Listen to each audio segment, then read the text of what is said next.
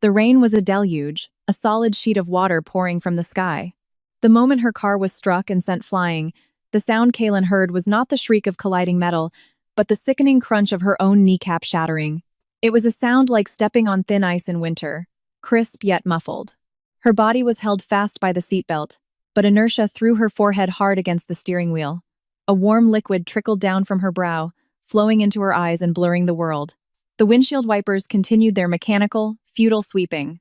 Kaylin took 3 seconds to confirm she was still alive. Her left leg was pinned by the warped car door frame. An old injury in her knee had completely given way under the impact. She could feel blood soaking through her pants, a warm sensation that felt like a slow goodbye. She instinctively reached for her phone. The screen was half shattered but still glowing. The first name in her contacts list jumped out, Sterling Voss. Her thumb hovered over the name for a full 5 seconds.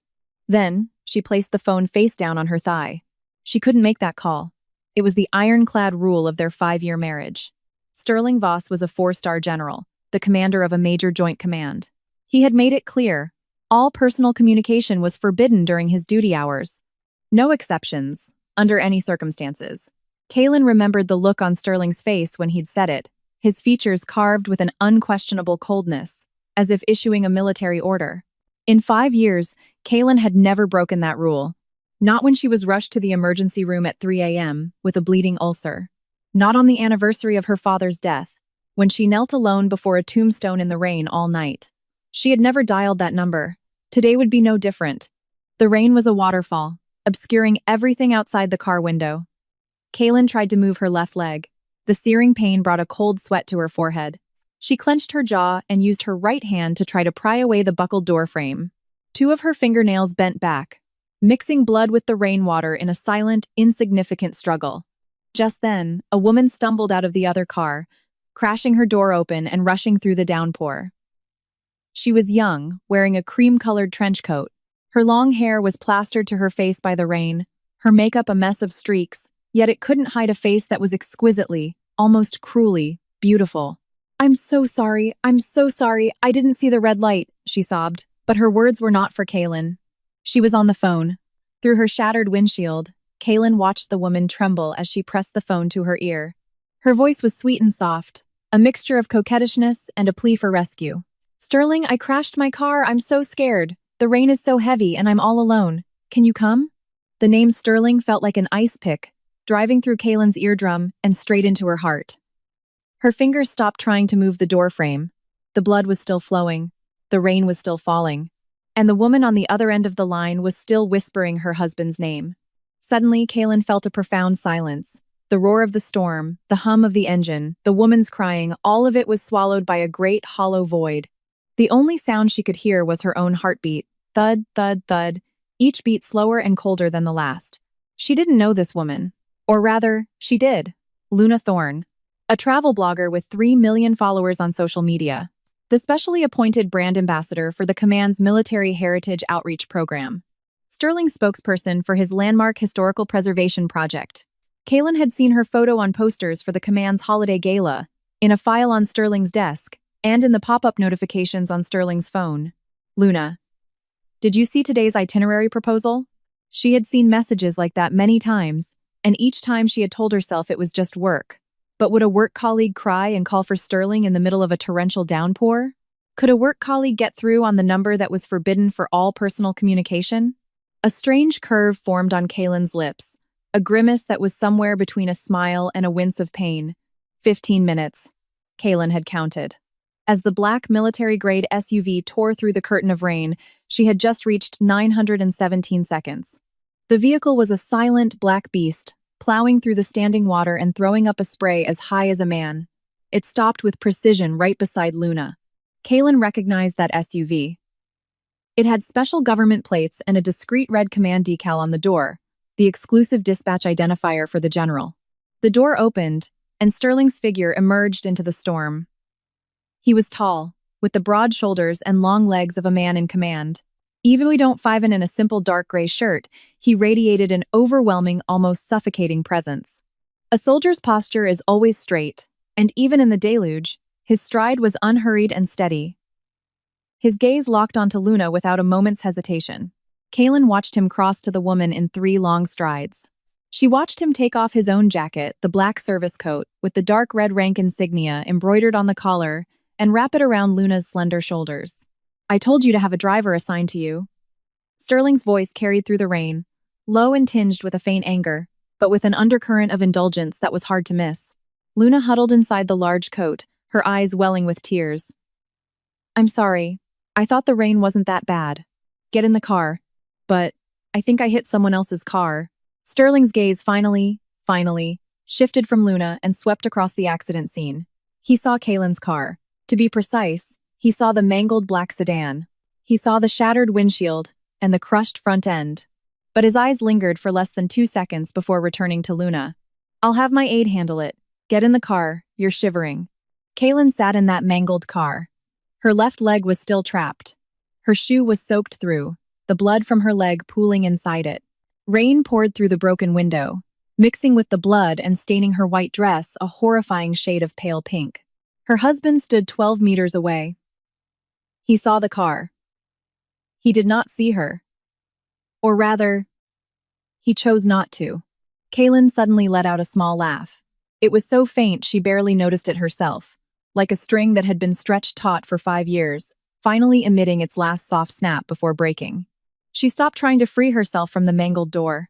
She simply leaned back against the seat, watching the SUV carrying Luna disappear into the rain. The taillights were like 2 dark red drops of blood, quickly swallowed by the storm.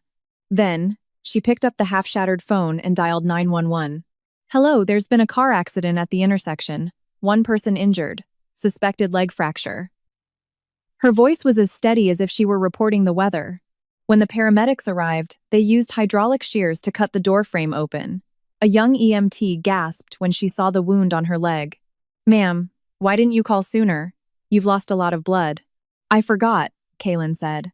She looked up at the stark white light on the ceiling of the ambulance. It was the same shade of white as Sterling's shirt. As they stitched up her wound, a nurse asked if she wanted to notify any family. Kaylin thought for a moment and said she had no family. 37 stitches. The outside of her left knee required 37 stitches. The re-aggravation of an old injury, compounded by a new one. The doctor's expression was grave. He said that if Kaylin had arrived half an hour later, she might have faced the risk of amputation. Kaylin just nodded, asked for a glass of warm water, and swallowed 2 painkillers. The hospital room was quiet. The rain outside had lessened to a light, trailing drizzle. She leaned against the hospital bed and looked at her phone. No missed calls. No messages. The only thing on the screen was the crack from 3 hours ago, like the ghost of a lightning strike. Sterling hadn't found her. No. He had found the car, but he hadn't recognized it as hers. 5 years. They had been married for 5 years, and Sterling didn't know what car she drove. Kaylin suddenly remembered their wedding day. Outside the county clerk's office, Sterling had handed her a thick prenuptial agreement, his expression more solemn than if he were signing a military treaty. Article 1. Maintain confidentiality. The marriage will not be made public. Article 2.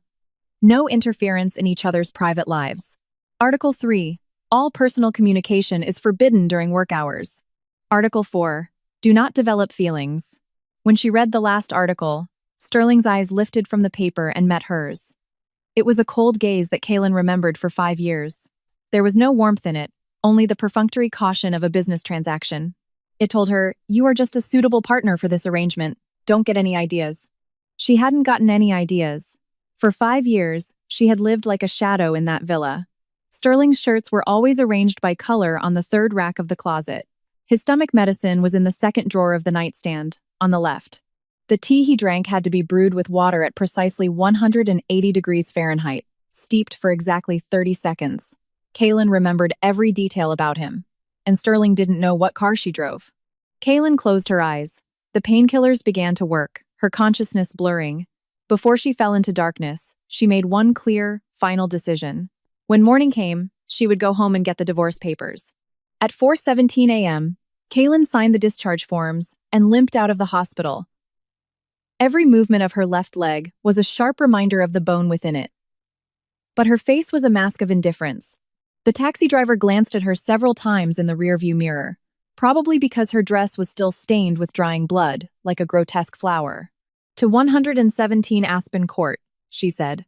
It was their home, a standalone villa in a gated community, approved by the military. 3 stories with a yard. She had managed the entire renovation, from the color temperature of the living room lights to the thread count of the bedroom sheets. Every detail was designed around Sterling's habits. Sterling himself was home, on average, less than 6 days a month. The house was dark when Kaylin pushed the door open. She didn't turn on the lights. She felt her way to the study and opened the safe. The combination was Sterling's birthday, the 3rd of November, 1987. She had once thought it was a secret, romantic gesture. Now, it just felt ironic. The divorce agreement lay at the bottom of the safe, 2 copies. She had drafted it 3 months ago. Back then, she had still been hesitating, wondering if she was being too sensitive, if this coldness was just what a military spouse had to endure, if all contractual marriages ended up like this. That hesitation now seemed like a joke. Kaylin sat at the desk and turned on the lamp. The warm yellow light illuminated the pages, the black text stark against the white paper. She took a pen from the holder. It was Sterling's pen, its cap engraved with his service number. With this pen, she neatly signed her name. The 2 words, Kaylin Vance, were like 3 nails hammering the coffin of her 5-year marriage shut. After signing, she put the pen down and leaned back, staring at the ceiling. There were no tears. She thought she would cry at this moment. In the countless nights she had waited alone for Sterling to come home, she had imagined this scene many times. She thought she would break down, feel reluctant, maybe even beg for another chance. But now, she felt nothing. It was like the shattered bone in her knee. When the pain was too great, the sensation itself disappeared. When the pain is that deep, you don't cry. She stood up and limped into the walk-in closet. It was a large space. 3 full racks on the left were filled with Sterling's shirts, suits, and dress uniforms, all meticulously organized and dust-free. The right side held only a small half-rack of her own clothes. It wasn't because she had few clothes, but because the first time Sterling had seen her clothes taking up too much space, he had frowned. After that, Kaylin had only kept a dozen seasonal items here, storing the rest in a guest room closet. She looked at the clothes, silks, cashmeres, each piece carefully chosen. The colors were never too bright, the styles never too revealing, because Sterling had once said that as a military spouse, she needed to be mindful of her public image. She didn't take a single item. She turned and went to the storage room. From a corner, she pulled out an object that looked completely out of place. A 6.5-liter hiking backpack. The gray-black fabric was worn and faded, and a metal buckle on the shoulder strap was oxidized green. It was from her university days. She had been a top geology student. The year she graduated, she had won a spot for a high-altitude field study in Nepal. But a week before she was set to leave, news came from home. Her grandfather had arranged a match for her with Sterling Voss. A marriage of equal standing is more important than climbing some mountain, her grandfather had said. She had given it up. Now, the backpack was in her hands again.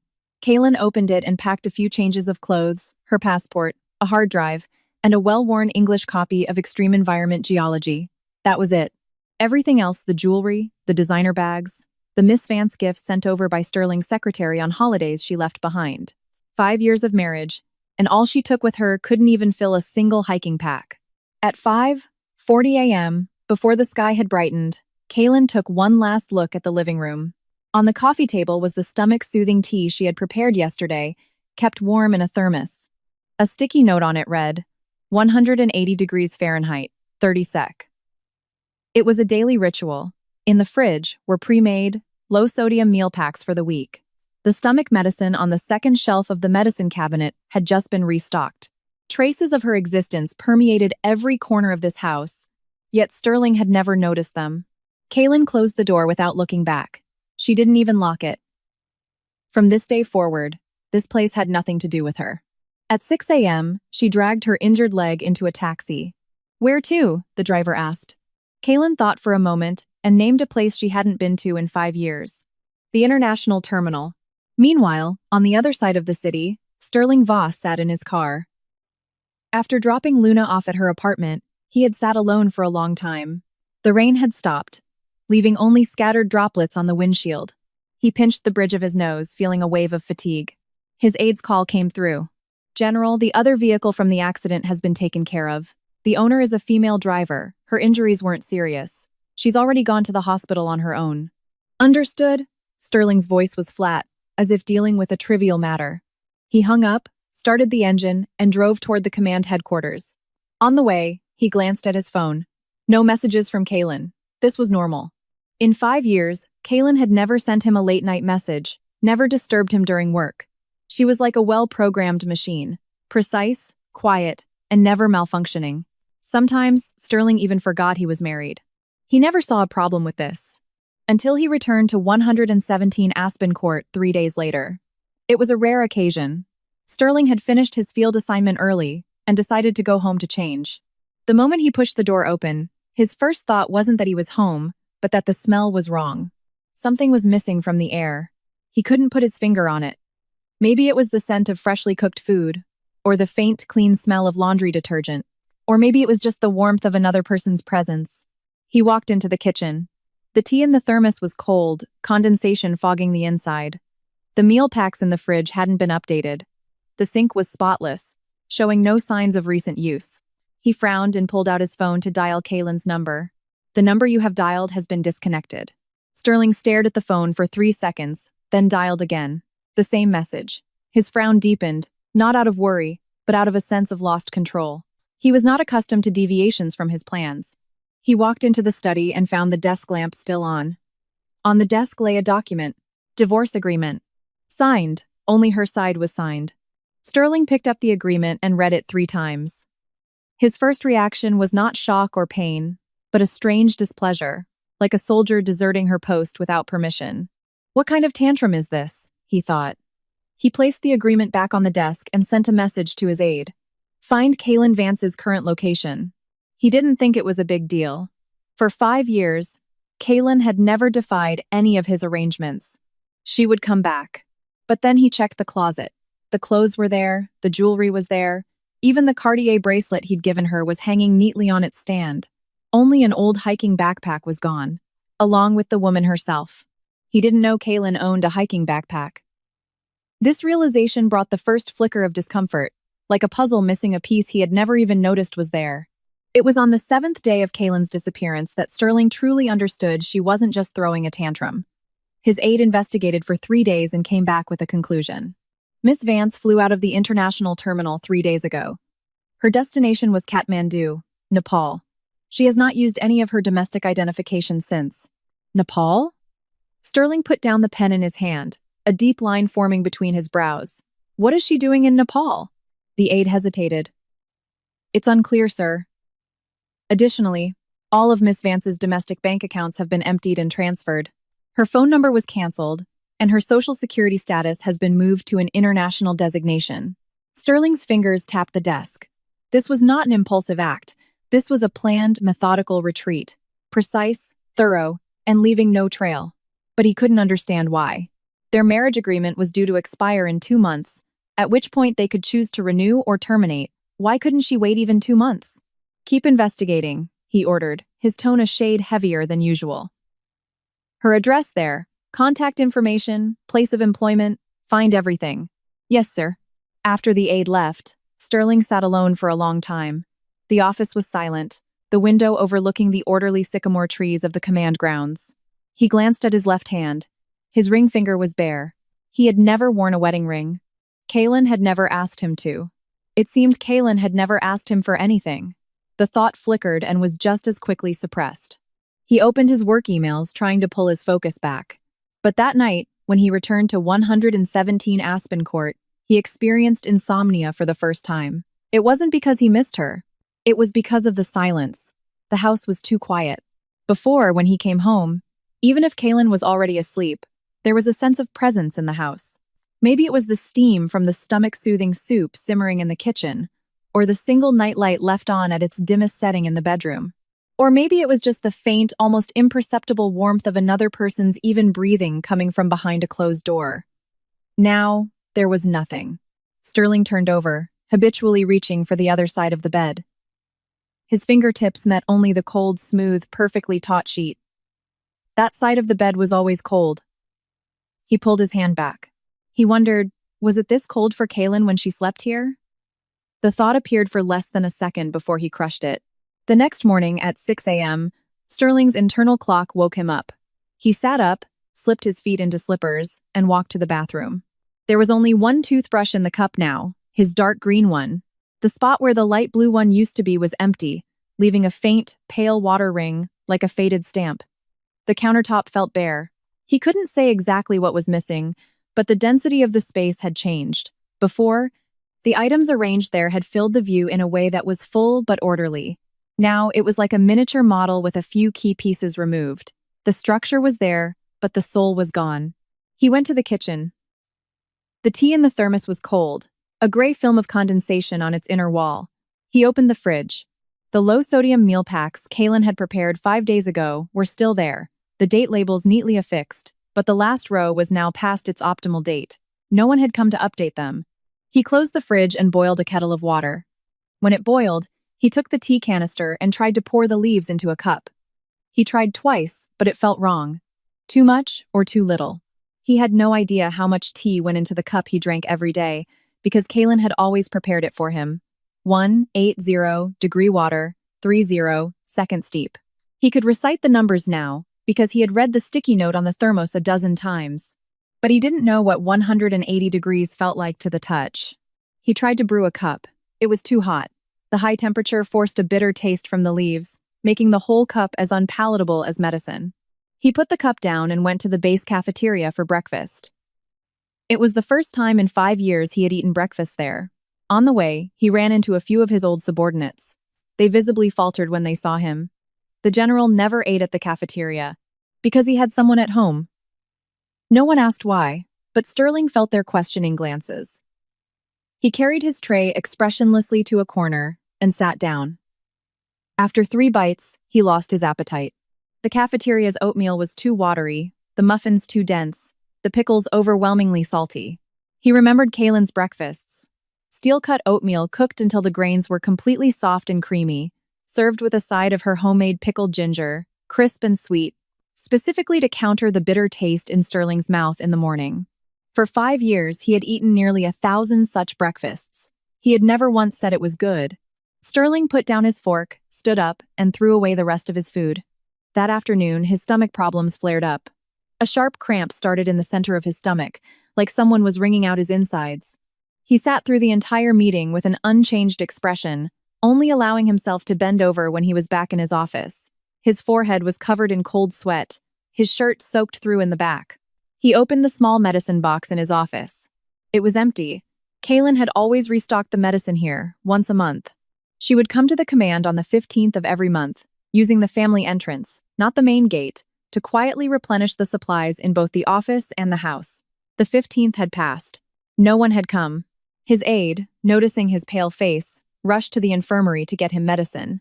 Sterling swallowed the pills with cold water, which sent another spasm through his stomach.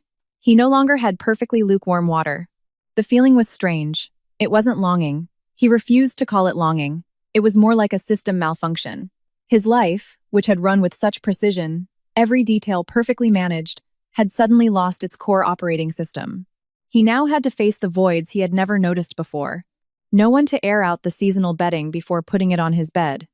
No one to pack his suitcase before a trip, with each item of clothing folded in the order it would be worn. No one to dim the entryway light to its lowest setting when he came home late at night, so it wouldn't hurt his eyes. He had lived for 41 years. The first 36 were alone and perfectly orderly. But for the 5 years in between, someone had seeped like water into every crack of his life. Now the water was gone, but the cracks remained, deeper and more pronounced than before. A week later, the aide brought a more detailed report. Miss Vance is currently working at an international high-altitude rescue training base in the Lukla region of Nepal. Her position is a geology consultant intern. Our intelligence indicates this base is affiliated with the UN's Asia-Pacific branch of disaster relief and requires a PhD plus 3 years of field experience. However, Miss Vance was accepted on an exceptional basis, thanks to her undergraduate thesis and a letter of recommendation from her professor. Sterling leaned back in his chair, unconsciously spinning the pen in his fingers. She was a geology major? She graduated from East Coast Geological University, top of her class. In her graduation year, she was awarded a full scholarship for an internship at Annapurna in Nepal. The aide turned a page. But in September of that year, she gave up the spot. Why? The files don't say. The timing was mid-September 5 years ago. 5 years ago, in September. Their arranged meeting was September 23rd. The wedding was October 11th. Sterling's pen stopped spinning for a moment. I see, he said, closing the report. Continue to monitor her. Do not alert her. Yes, sir. Also, Miss Thorne called this morning. She said there is a launch ceremony for a military-civilian charity initiative this Saturday. She was hoping you would attend to show support. Have the Secretariat coordinate it. The aide left, and the office returned to silence. Sterling opened the report again and reread the line about giving up the scholarship.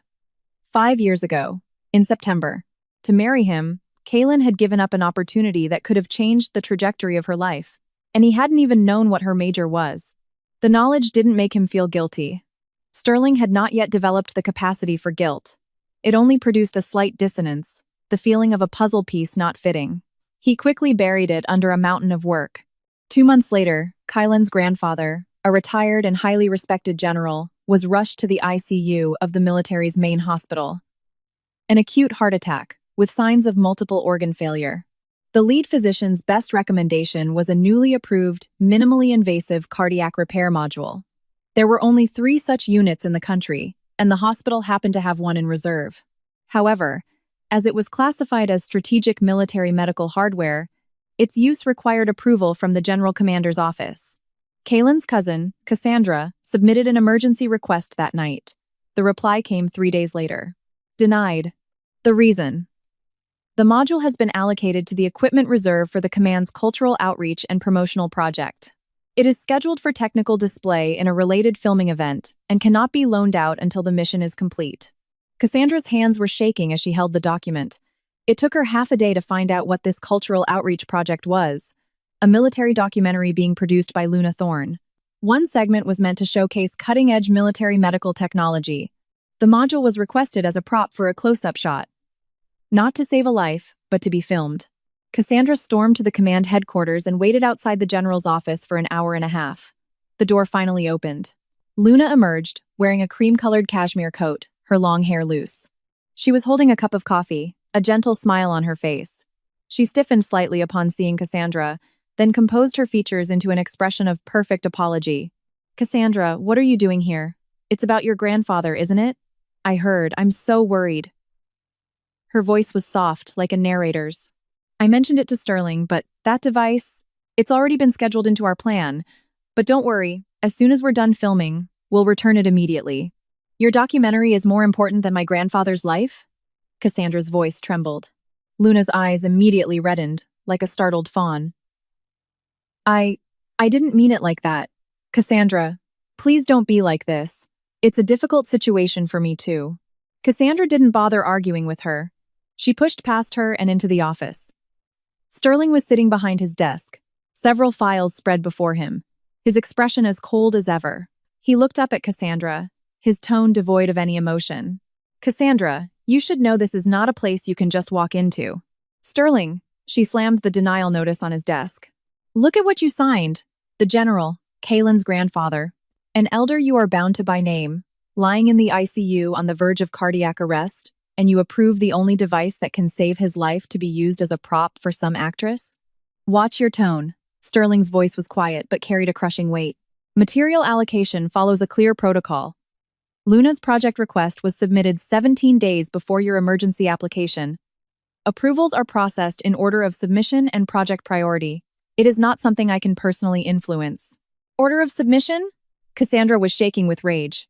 You are the general commander. You have special authorization power. The life of a 93-year-old man versus a filming prop. You need a protocol to tell you which has priority? Sterling put down his pen and looked up, his gaze icy. First, special authorization is not a personal power. I cannot break the rules just because I know someone. Second, Luna's project serves the command's public relations and has official project files and approval numbers. Third, his gaze fell on Cassandra's face, lingering for a second. Where is Kaylin? If she has a problem, why isn't she here to see me herself? Cassandra froze. A sense of overwhelming absurdity washed over her. She stared at Sterling as if seeing him for the first time. You don't know? Her voice dropped suddenly, so low it was as if she were holding back a flood. Know what? The night Kaylin left, Cassandra said, enunciating each word. The night of the storm. She was in a car accident. Her left kneecap was shattered. 37 stitches.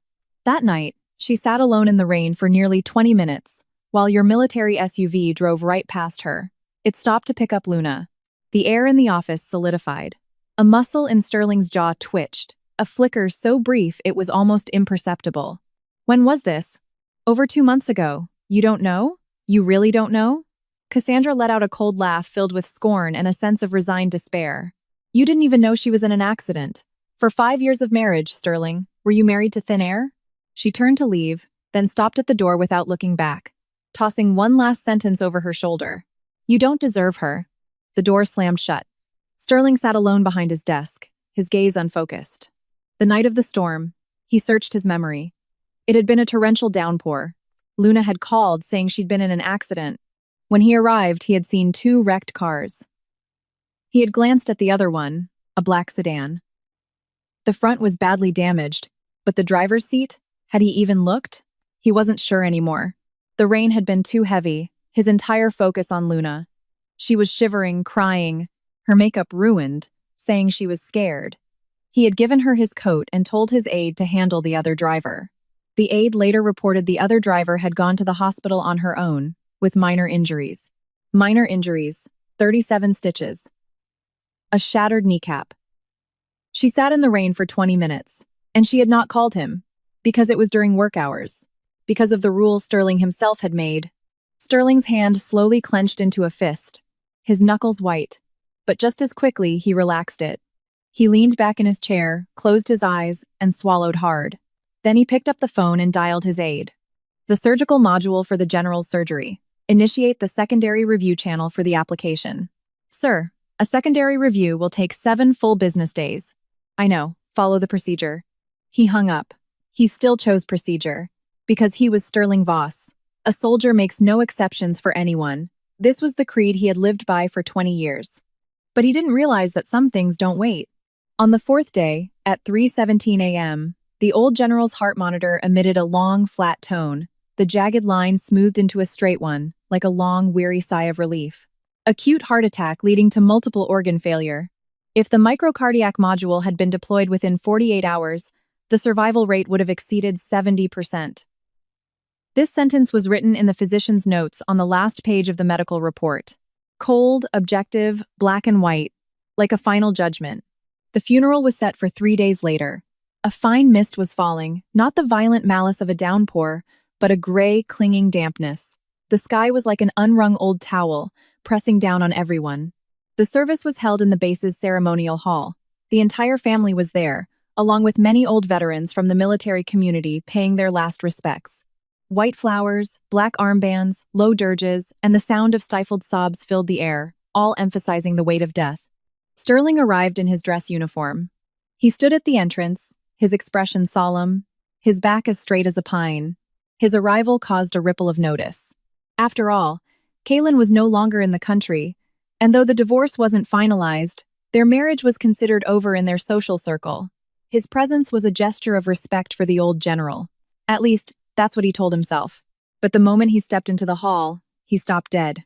Kaylin was standing directly in front of the casket. She was thinner. That was the first thing Sterling noticed. The line of her jaw was sharper, and her cheekbones carried a faint, sun-kissed tan from high-altitude UV rays. She wore a sharply tailored black suit jacket, the top button of her shirt fastened. Her hair was pulled back into a low ponytail, a look that was clean to the point of austerity. No jewelry, no makeup, none of the gentle softness Sterling associated with the woman who had been his wife. She looked like a newly honed blade. And she wasn't crying. Everyone else was crying. Cassandra was slumped over the casket, sobbing almost uncontrollably. Distant relatives were dabbing at their eyes. Even a few of the retired generals in attendance were wiping the corners of their eyes. Only Kaylin was dry. Her eyes were not red. Her face was not contorted with grief. She just stood there, back straight, her gaze fixed calmly on her grandfather's peaceful face. It was a calmness that wasn't numbness, but something deeper, something that had already passed through the storm of grief. Sterling didn't recognize her. No, he recognized her face. But the entire aura she projected, her posture, the temperature in her eyes, it had all changed. He walked toward her. Kaylin. He stopped a meter behind her, his voice low, the closest he could manage to a gentle tone. Kaylin, my condolences. The general was General Voss, Kaylin spoke. Her voice was quiet, her tone level, devoid of any emotion, as if reading a trivial memo at a military briefing. But that very flatness dropped the temperature in the room by several degrees. This is a memorial service. If you have official business, please go to the reception room next door. Sterling's brow twitched. For 5 years, Kaylin had never used that tone with him. Even when Sterling came home late to find her waiting up all night, all she would say was, "Have you eaten? I kept some soup warm for you." Now she was calling him General Voss. Before he could react, a side door to the hall opened. The click of high heels on the stone floor preceded the person, the rhythm light, almost jarringly bright for the occasion. Luna appeared in the doorway. She wore a meticulously chosen black dress with a cinched waist, black stockings, and high heels. She held a bouquet of white lilies, wrapped in expensive, imported paper. Her makeup was subtle, with a single, artfully placed teardrop gem at the corner of her eye. She looked like she had stepped out of an art house film to offer condolences. She walked quickly to Kaylin's side, her voice as soft as a cat's fur. "Kaylin, I heard about your grandfather. It's so sudden. I'm so sorry. If I had known that device was so important, I would never, ever have used it to." Used it to do what? Kaylin turned. She was half a head taller than Luna. When her gaze fell on her face, that calm exterior finally showed a flicker of temperature. It was the temperature of ice, the bright, clean, piercing light reflected off a frozen lake at 40 below. Luna instinctively took a step back. "To film your documentary?" Kaylin took a step forward, her dress shoe making a sharp click on the stone floor. "Or to steal the last chance of survival from a 93-year-old man?" "I didn't, Kaylin. I really didn't mean to." Luna's eyes quickly reddened, her voice instantly taking on a wounded nasal tone. Like any wrongly accused innocent, she reflexively turned to the man behind her. "Sterling, don't look at him." Kaylin's voice turned sharp, not with volume, but with a sudden void of warmth. "I'm talking to you. Why are you looking at someone else?" She took another step forward. "Or are you just used to it? Used to getting away with anything as long as you turn and look at him, knowing someone will cover for you?" Luna's lips parted. That carefully placed teardrop glittered under the hall's lights. She clutched the lilies like a shield. "Kaylin, I know you're grieving, but Sterling and we really just have a working relationship. I never wanted to compete with you for anything. It was a textbook performance, a masterclass in passive-aggressive manipulation." Kaylin looked down at the lilies in her arms. White petals, the color of a funeral. But the way Luna held them looked like she was posing for a fashion shoot. Kaylin raised her hand. There was no warning, no buildup of force. It was fast, precise, and unhesitating. The slap was clean and sharp, landing on Luna's left cheek. The force snapped her head to the side. A smear of lipstick marked her cheek, and a trickle of blood appeared at the corner of her mouth. The lilies scattered, their white petals falling across the black stone floor like shattered pieces of a cheap imitation. The entire hall fell silent. The crying, the whispers, the footsteps, everything stopped. Dozens of pairs of eyes snapped toward them. Luna clutched her face, frozen in place. The tears in her eyes finally became real, born not from a gem, but from the sting of pain and humiliation. You hit me?" she stammered, her voice cracking. "Sterling, she hit me." Sterling stepped forward. "Kaylin." His voice was finally laced with clear emotion, anger, and a sense of violated order. This was a memorial service, a public event he was attending, and Kaylin had resorted to violence in front of everyone. "This is a funeral. Do you know what you are doing?" Kaylin slowly turned to him. Her expression was still placid, as if she had just completed a trivial task. "What am I doing?" She held up the hand that had delivered the slap and examined her slightly reddened palm. "I'm settling a debt. This slap is for the life-saving treatment he owed my grandfather. Is it enough? If not, I can do it again." Her gaze fixed on Sterling's face, a faint curve on her lips that wasn't a smile, but the last residual arc of something that had gone completely cold. "Are you heartbroken?" Sterling's throat worked. He opened his mouth to say something, but found he had no words. Kaylin's eyes were too calm. There was no anger, no sadness, none of the emotions he knew how to respond to. She looked at him the way one might look at an empty container, stripped of all value. Kaylin pulled 2 items from her suit jacket. One was the divorce agreement she had already signed. The other was a photocopy of a military material allocation order. It bore Sterling's signature and the official stamp of the command. The order clearly stated, Transfer Micro Cardiac Repair Module, serial number XXX, from Strategic Reserve to the Cultural Outreach Support Project equipment list.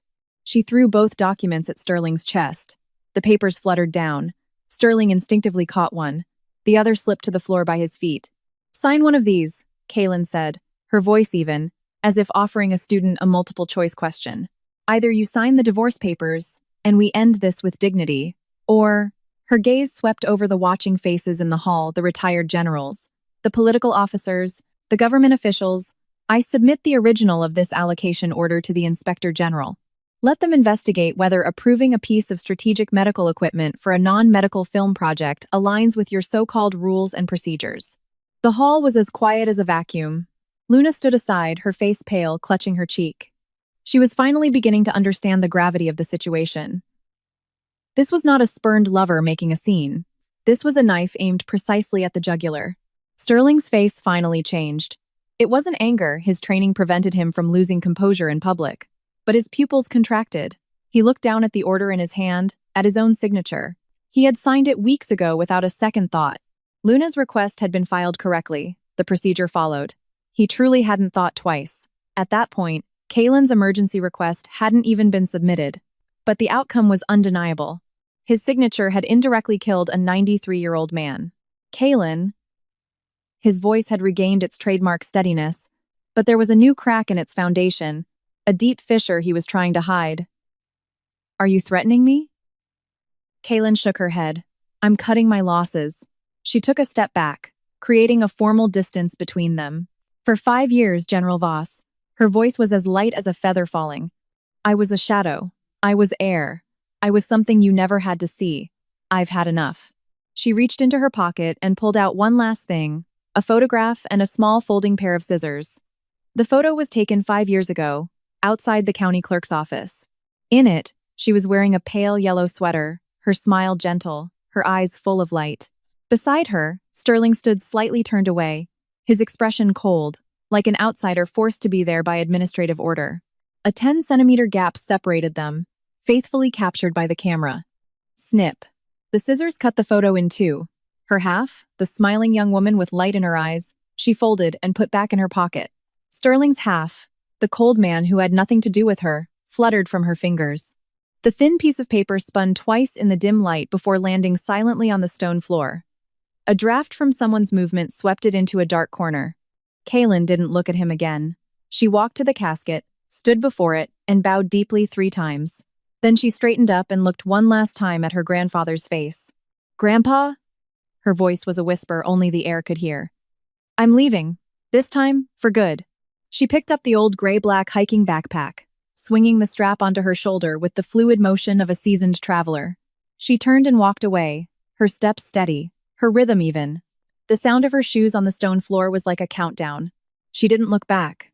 The heavy wooden doors of the hall closed behind her, swallowing her figure. 1 second. 2. 3. Sterling stood frozen, the divorce agreement still in his hand. Dozens of eyes were on him, scrutinizing, pitying, gloating, knowing. He didn't acknowledge any of them. He just slowly bent down and picked up the half photo from the floor. The man in it was expressionless, like a specimen. He folded it and placed it in the breast pocket of his dress uniform. Luna was sobbing nearby, her nose red, looking like a chastised puppy. She cautiously watched Sterling's profile, reaching out to touch his sleeve. Sterling, I'm so... Go home. His voice was sharp, cutting her off. Luna's hand froze midair. She had never heard Sterling speak to her in that tone. 3 days later, the divorce agreement was sent to an international notary. Sterling signed it with the same pen Kaylin had used, the one with his service number engraved on the cap. After signing, he put the pen back in its holder, turned off the desk lamp, and sat in the dark. The office was lit only by the streetlights outside, which stretched his shadow long and thin across the room, like the empty silhouette of a man hollowed out from the inside. Legally, they were finished. 5 years had become a stack of paper. He thought it was the end. He didn't know it was just the beginning for him. 6 years later, Sterling Voss was no longer the imposing general commander of his prime. Not that he'd been demoted. On the contrary, he'd been promoted. Another star graced his shoulder.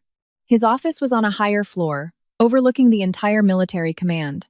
But sitting behind a larger desk, he found himself drifting off more and more often. A 47-year-old man shouldn't be drifting off, especially not in high-level military briefings. General Voss? General Voss? The chief of staff's voice pulled him back from a great distance. The projection screen showed a complex topographical data map, a red-marked area blinking near the southwestern border. Regarding the external technical support for this joint search and rescue exercise, we've received approval from the higher-ups, the chief of staff said, flipping to the next slide. The UN Disaster Relief's Asia-Pacific Division will be dispatching a top-tier advisory team to our command for a 3-month period. The lead strategic advisor is. The screen switched to a resume page. The photo was a standard headshot. Black suit, white shirt, hair pulled back. The face was even sharper than 6 years ago. The cheekbones and jawline were distinct. The skin, a healthy, tan color from years of working in extreme environments. The eyes were bright, like stars that never set over a high plateau. Kaylin Vance, Global High-Altitude Extreme Environment Geology Consultant. Specialist Expert, UN Disaster Relief.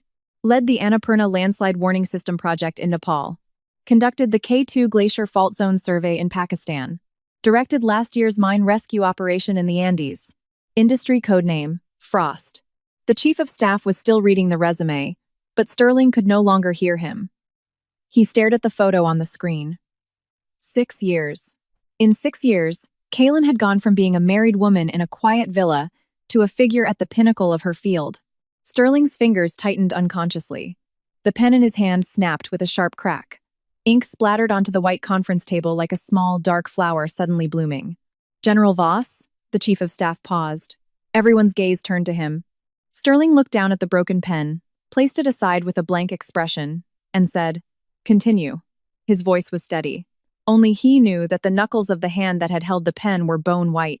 After the meeting, his aide followed him out. He hesitated for a moment before speaking. "Sir, about this advisor Vance. I know who she is." Then, regarding the reception protocol, "The highest level," Sterling said, then paused. "And find out everything in advance: her travel schedule, accommodation preferences, dietary restrictions." The aide nodded but hesitated again. Sterling stopped and looked back at him. "Is there something else?" "No, it's just..." The aide chose his words carefully. "The contact person listed in the UN's notice is not Advisor Vance herself. It's her partner, Adrian Hale, head of the Hale International Group, Mr. Hale is also the largest private benefactor for the Disaster Relief's Asia-Pacific Division." Sterling's stride didn't change. Understood. But that night, back at 117 Aspen Court, yes, he still lived there after 6 years, he sat in his study until 2 in the morning. At the very bottom of his desk, drawer was an envelope, opened and reopened countless times. Inside was half a photograph. The one from outside the county clerk's office, torn in half.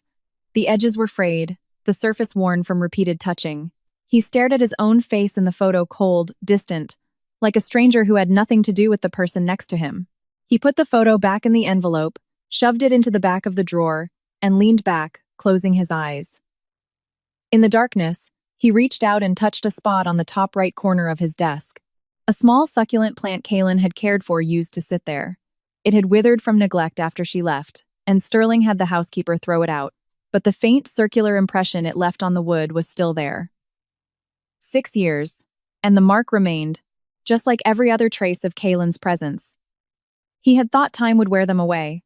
Instead, it had only made them deeper, clearer, like a scar over an old wound, growing tougher with time. 3 days later, Kaylin's team arrived. Sterling was supposed to greet them on the tarmac. According to the highest reception protocol, the general's personal welcome was standard. But he hesitated. He didn't know in what capacity he should face her. Ex-husband? Superior officer? A stranger? In the end, he chose to wait in the command center's conference room. Through the floor-to-ceiling windows, a helicopter with UN emergency response printed on its side slowly descended. The rotor wash blew the dust on the tarmac into a halo of light. The cabin door opened. The first person to emerge was a man, tall an inch taller than Sterling, with broad, lean shoulders. He wore a dark blue tactical softshell jacket, unzipped to his chest to reveal a charcoal-colored turtleneck. His features were sharp, almost like a model's, with a high brow and a chiseled jaw.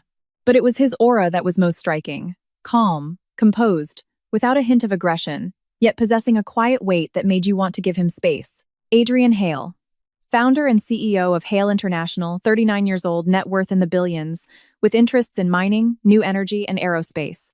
Also, the largest individual donor to the UN Disaster Relief's Asia-Pacific Division, with cumulative donations of $1.4 billion over the past 6 years. All this information was in the file Sterling's aide had prepared. What the file didn't mention was his relationship with Kaylin. After disembarking, Adrian didn't walk away. He turned and extended a hand toward the cabin door, not to help, but as a gesture that said, "I'm here if you need me." Then Kaylin appeared. She wore a black technical jacket, a white turtleneck underneath, dark gray tactical pants, and a pair of worn-in hiking boots. No jewelry, no extraneous accessories. Her hair was shorter now, cut to her shoulders, and when the wind blew it back, it revealed a clean, sharp face. She didn't take Adrian's hand, but after she jumped down, she glanced at him, and her lips moved slightly. It was a faint smile, an expression only the two of them could understand. Sterling stood behind the glass, watching everything. His hand rested on the window frame, his fingers tapping twice against the stainless steel, a silent, unconscious, and erratic rhythm. 10 minutes later, the conference room door opened. Kaylin walked in first. Her eyes scanned the room, the round table, the projector, the water station, the windows, and finally landed on Sterling. The gaze lingered for 0.3 seconds before moving on, as if she had just noticed a piece of furniture. That 0.3-second glance struck Sterling like a precision bullet. Not because Kaylin had looked at him, but because of how she had looked away. It was so natural, as if Sterling Voss had never existed in her field of vision. "Advisor Vance, welcome," the aide greeted her warmly. "This is our commander, General Voss." "I know," Kaylin said, her tone professional. "General Voss, good to meet you. I'm the lead technical advisor for this joint search and rescue exercise. I look forward to working with you over the next 3 months." She extended her hand. Standard social etiquette for a formal business setting. Sterling looked at that hand. He remembered that hand. It had tucked him in on countless nights, had poured him 98.6-degree water when his stomach flared up, had trembled slightly when signing her own name on their wedding day. Now it was steady, dry, with strong knuckles and calluses on the fingertips from years of handling climbing ropes. He reached out and shook it. "Advisor Vance," he said, his voice perfectly controlled. "It's been a long time." At the words "a long time," Kaylin's eyelashes flickered. But that was all. She withdrew her hand and turned. "This is Mr. Hale of Hale International, our team's overall coordinator." Adrian stepped forward and extended his hand, his tone warm but equal. "General Voss." "A pleasure." The two men's handshake was brief, less than 2 seconds, but in that time, a silent, palpable force collided between their palms. After releasing his hand, Adrian naturally took a half-step back, not to stand behind Kaylin, but beside her. The positioning sent a clear message. We are equal partners, not a hierarchy. Sterling noticed. He also noticed the way Adrian looked at Kaylin. It wasn't possessive or showy, not even intensely passionate. It was just a gentle, steady seeing, the look of a man who knows you are powerful and just wants to be there to watch you work. Sterling had never looked at Kaylin that way. The meeting began, and Kaylin took charge. She opened her laptop, and a 3D geological model of the border region appeared on the screen. Mountain structures, fault lines, glacier melt rates, potential landslide zones, every layer of data was marked with centimeter-level precision. The core area of this exercise is located between 17,000 and 20,000 feet. Her voice was cool and steady, the pace perfect. This region has experienced 7 geological events of varying scales in the past 3 years, 3 of which resulted in casualties. According to our monitoring data, she flipped to the next slide, pointing at a red curve. The permafrost layer here is degrading at a rate of 2.5 feet per year. Once the melt depth exceeds the critical threshold, the entire mountainside will experience a large-scale slide within 48 hours. My team will complete a full geological scan and deploy warning nodes within 3 weeks. There was no hesitation in her voice, no hint of humility or probing. She wasn't reporting a plan, she was announcing a decision. The dozen senior military officers in the room listened in silence, not because of her title, but because the depth and dimension of her data were beyond anything they could produce. It was an absolute intellectual dominance. Sterling sat at the head of the table, looking at the complex geological parameters on the screen, then at Kaylin standing beside it. The light from the projector cast shifting shadows on her face, making her look like a sculpture locked in a spotlight. 6 years ago, she was his wife, a woman who would brew him 180-degree tea, shrink her own clothes into the smallest corner of the closet, and bow to every clause of their agreement. Now, she stood at the highest point in this room, speaking a language he didn't understand, defining a domain he could not control. After the meeting, everyone left except Sterling. He organized his files, his movements slower than usual. He was waiting. Finally, only he and Kaylin remained. Kaylin was packing her laptop and data drives, her motions swift and efficient. "Kaylin?" he began, his voice much lower than during the meeting, a hint of probing in his tone he didn't even notice himself. Kaylin zipped her laptop bag shut and looked up at him. "General Voss, do you have instructions?" General Voss, not Sterling. A formal, distant military title. "I'd like to speak with you privately," he said, taking 2 steps toward her. "About what happened back." "General," Kaylin interrupted. She slung the bag over her shoulder and stood straight, her gaze meeting Sterling's at eye level. It wasn't a look of defiance or submission, it was perfectly level. "If it's about official business, please contact my team's coordination email. If it's a private matter." She tilted her head slightly, a gesture of detached assessment, as if evaluating a variable not worth her time. "Please schedule an appointment with my legal team. Your time is valuable." She paused. "Mine is more so." With that, she turned and walked toward the door, her steps steady, her back straight. As she passed, the distance between them was less than 2 feet. She wore no cologne, only the clean scent of high mountains and cold wind. Sterling stood frozen, watching her back disappear down the hallway. It wasn't until the sound of her footsteps had completely faded that he realized the spare pen he'd been clenching was slick with sweat. That night, Sterling stayed in his office until 11 p.m. He wasn't working. He was reading Kaylin's public resume from the past 6 years, compiled by his aide. 2020. Geology consultant intern, Lukla International High, Altitude Training Base, Nepal. 2021. Certified as an expert by the UN Disaster Relief Agency, becoming its youngest credentialed geology consultant. 2022. Led the Annapurna South Face Landslide Warning System project, which successfully predicted and prevented a disaster that could have claimed 200 lives. Received a special commendation from the UN Secretary-General. 2023. Chief of the K2 Glacier Fault Zone Survey Project. Summited K2 Base Camp, 16,900 feet, for on-site sampling, becoming the only female expert to independently complete the full data collection. 2024. Technical Director of the Andes Mountains Mine Rescue Operation. Commanded a drone fleet to complete a rescue in a collapsed mine 2,000 feet underground, achieving 0 casualties and evacuating 120 trapped miners. 2025. Promoted to Chief Strategic Advisor for the UN Disaster Relief, Asia-Pacific Division. Every line was a concrete achievement, with no footnotes of family connections or nepotism. In fact, after leaving the country, Kaylin had never again used any of the resources attached to her family name. She had gotten here on her own, starting with an old hiking backpack. Sterling shut off the computer and sat in the darkness for a long time. Then he opened his phone and scrolled to a contact marked as invalid, Kaylin Vance.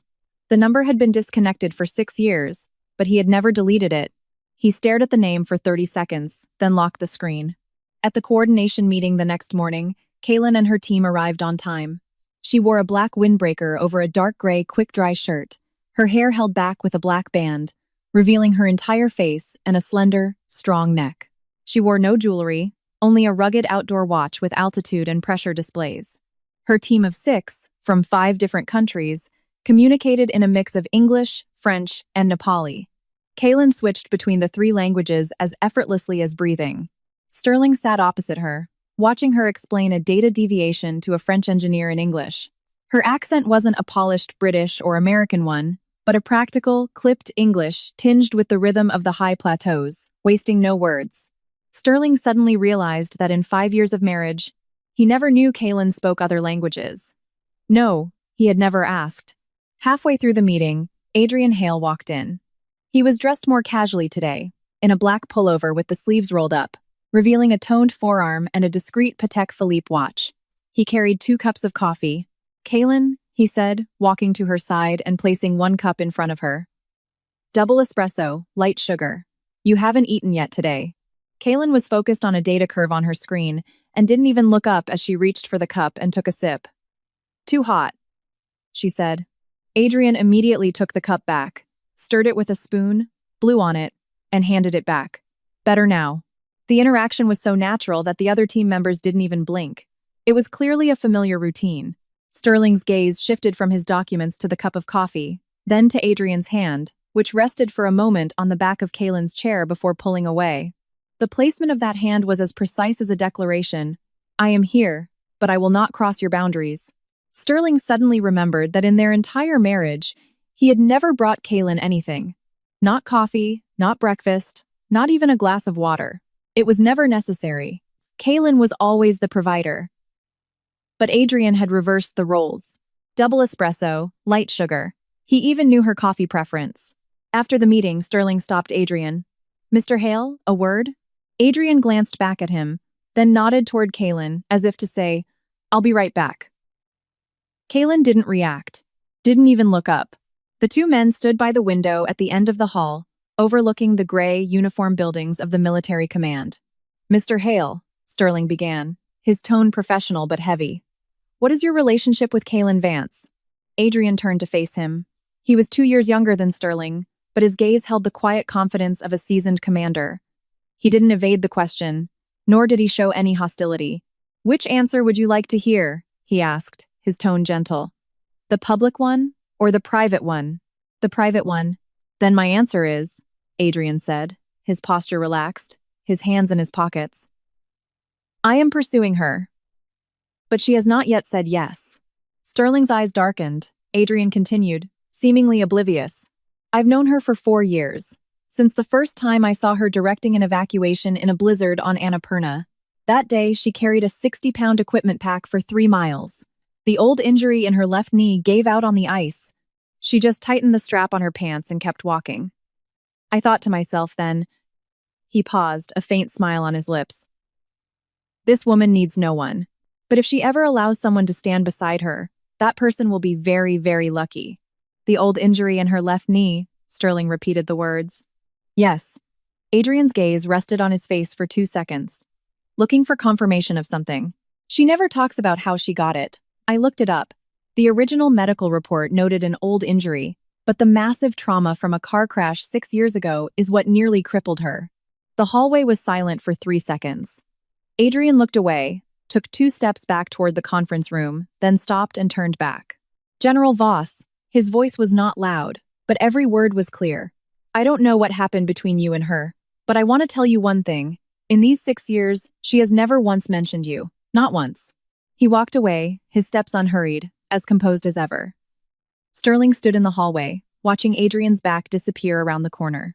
The wind rustled the leaves outside, a sound like the whisper of water on a distant, rainy night. Never once mentioned him. As if he had never existed. As if those 5 years had never happened. Sterling's hand went into his uniform pocket, his fingertips brushing against the soft, paper edge of the half photo he had carried for 6 years. He pulled his hand back and strode toward his office, his back straight, his pace steady. But after he entered and closed the door, he stood behind it for a full 10 seconds, motionless. Then he went to his desk and sat down. He opened the computer, the screen still showing the resume from last night. He closed it, then opened it again, and closed it again. Finally, he did nothing. He just sat there, in the empty office, listening to the sound of his own breathing, one breath after another, like the 917 seconds Kaylin had counted on that stormy night 6 years ago. Disaster struck in the 3rd week, in the dead of night. Kaylin had noticed it the evening before. The data curves from the sensors between S7 and S12 had shown a collective, simultaneous jump around midnight. It wasn't a gradual shift, but a sudden, cliff-like spike, like a fibrillation on an EKG. She stared at the wildly fluctuating red line on the screen, her pupils constricting. Elaine, she said, her voice low but rapid. Pull up the deep displacement data for S9 and S11. The French engineer typed a series of commands. 3 seconds later, 2 datasets overlaid on the same axis. The curves were nearly identical, their slope as steep as a cliff. The permafrost layer has degraded by a full foot in the last 6 hours. Elaine's voice cracked. That's 37 times the normal rate. Kaylin finished the thought for him. She stood up and grabbed the communicator from the desk. "Listen up, everyone," her voice crackled over the radio channel, reaching the entire camp. "This is not a drill. The permafrost layer in the S7 to S12 quadrant is undergoing accelerated degradation. We are projecting it will reach a critical threshold in 12 to 18 hours. Once that threshold is breached," she paused for a second, "the entire mountainside will experience a catastrophic slide. Estimated volume is over 2 million cubic meters.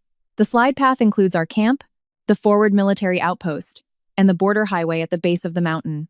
The channel was silent for 3 seconds, then erupted in a cacophony of voices. Kaylin gave them no time to discuss. "Team 1, activate all warning nodes immediately. Real-time data back to the command center. Team 2, drone fleet in the air, conduct a 3D scan of the slide zone. Team 3, she glanced at Elaine. You're with me.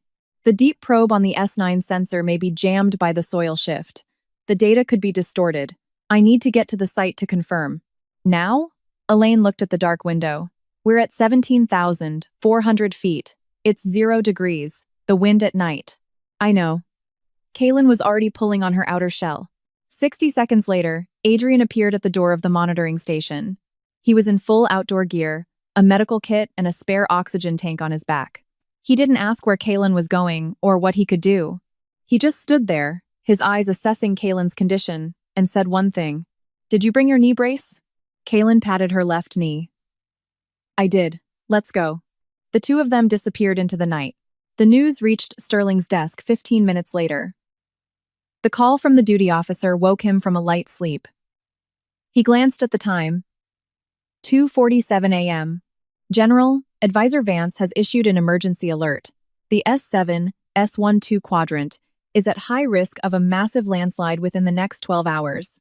The impact zone includes our forward outpost and the border highway. She's demanding an immediate evacuation."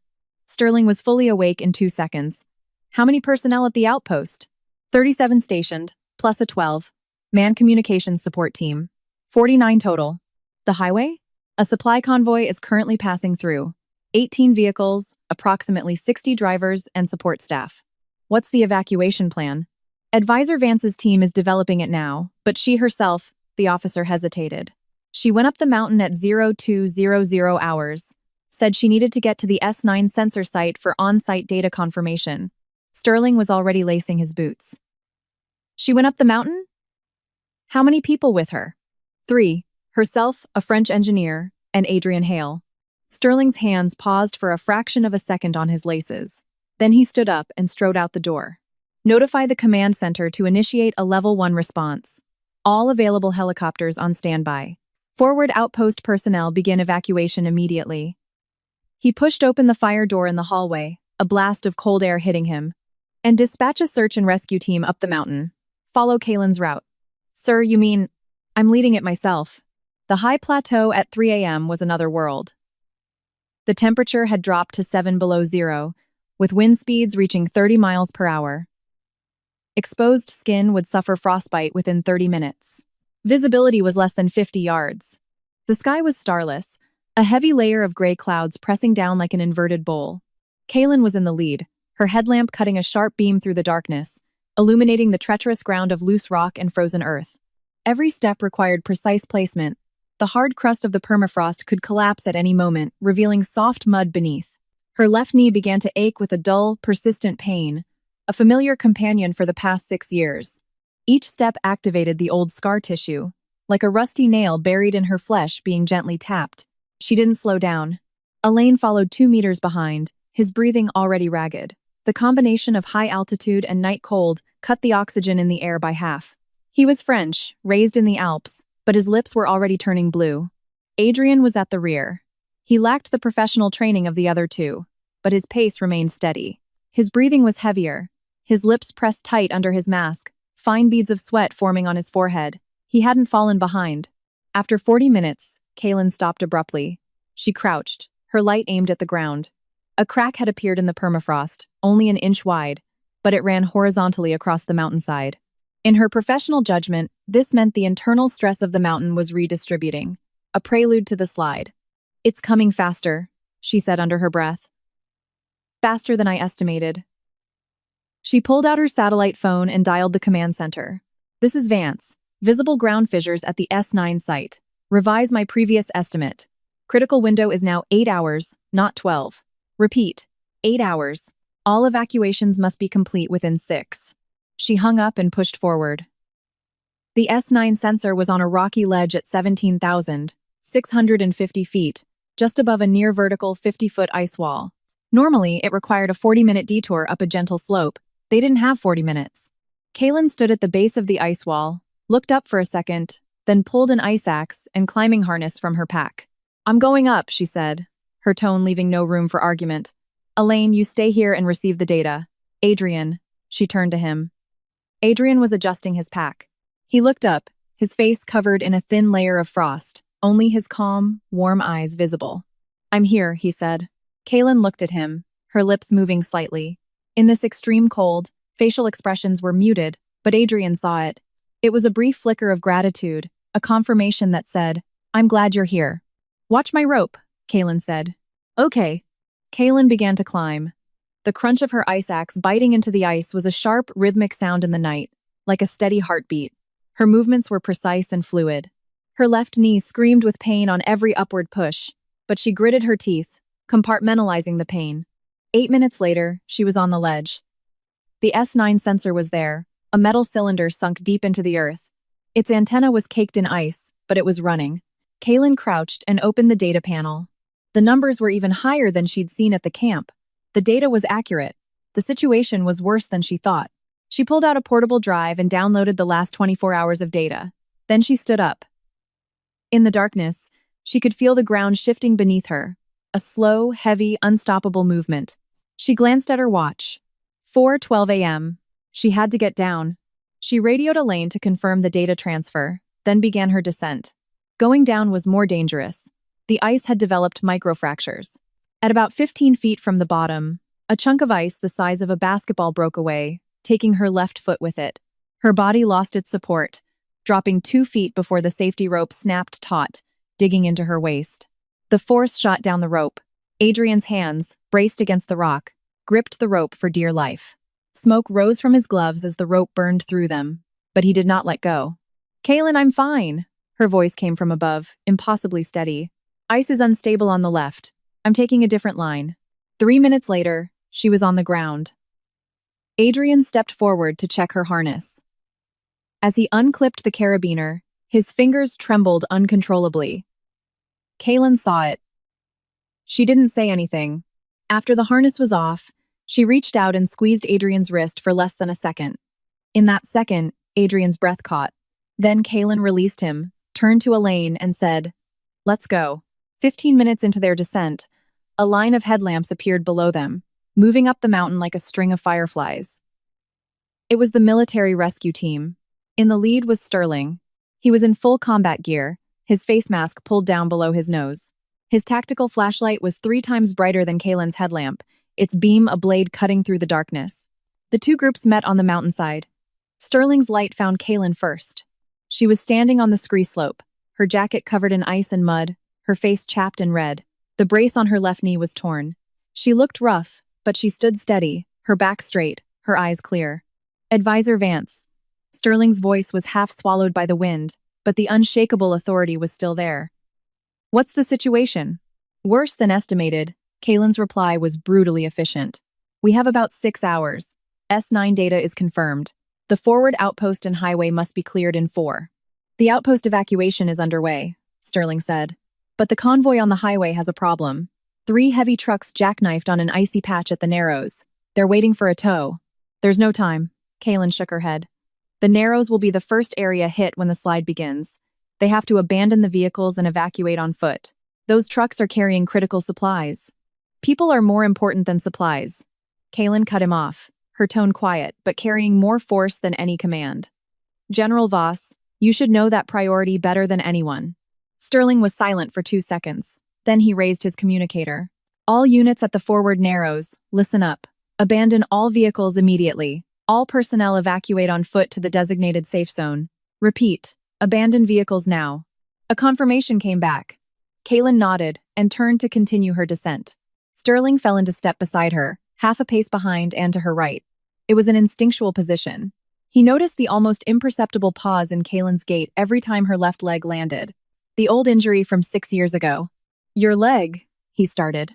It's not impeding my movement, Kaylin said without turning. I can call a helicopter for you. Helicopters are for the evacuees, I can walk. She quickened her pace. Sterling watched her back, lean but powerful, a moving blade in the dark. He remembered a scene from long ago. A winter night, 5 years past. He had come home late from an emergency mission to find the living room light on. Kaylin was asleep on the sofa, her worn copy of Extreme Environment Geology in her lap. Her face was soft in the warm light. On the coffee table was a bowl of cold soup. At the time, Sterling had just turned off the light and gone to his study. He hadn't covered her with a blanket, hadn't woken her, hadn't even taken the soup to the kitchen. He had simply thought, her waiting is her own business. Now, on this frozen plateau at 17,000 feet, watching Kaylin's back move away from him, he felt an intense, suffocating urge to run after her, to grab her hand, to say something. But he didn't know what to say. Sorry, come back, I was wrong. All of it felt pathetic and ridiculous in front of this woman. She didn't need any of it anymore. She had walked too far, a distance that 6 years of regret could never hope to cross. Before dawn, all personnel were safely evacuated. At 9:14 a.m., the mountain began to slide. Kaylin stood at the observation point, watching through binoculars as the slope she had just traversed gave way. Over 2 million cubic meters of earth and rock roared down like a dragon, swallowing the sensor sites, the former outpost, and the 3 abandoned trucks on the highway.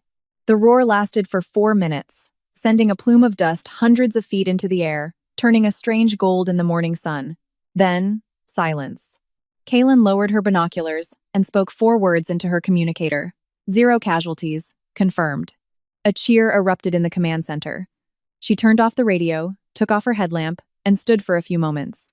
The high-altitude sun cast her shadow on the rocky ground. It was a small shadow, but its outline was sharp and clear. Adrian walked to her side and handed her a cup of hot ginger tea. Drink this. She took it and drank. The heat spread from her throat all the way to her stomach. Thanks, she said. It was genuine.